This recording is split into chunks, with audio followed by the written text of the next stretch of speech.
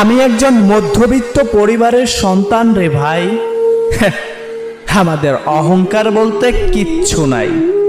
কি নিয়ে অহংকার করব রে ভাই? না আছে বাবার টাকা, না আছে ক্ষমতা। কিছুদিন পরই হয়তো চলে যাব টাকার জন্য দূরপ্রবাসে, হয়ে যাব রেমিটেন্স যোদ্ধা। দামি বাইক আর নিজের খেয়াল খুশি মতো চলার অভ্যাস আমাদের না রে ভাই। আমাদের ইনকাম করে নিজে চলতে হয়। তুমি শুনেছ না, দিন আনে দিন খাই। আমি তারই ছেলে রে ভাই। তাই অহংকার আমাদের জন্য নয়।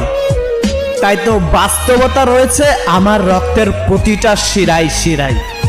তুমি যখন দামি বাইক নিয়ে ঘোরো সারা বাংলায়, তখন আমরা ভোর 6টায় ঘুম থেকে উঠে কর্মে যাই টাকার প্যারায়।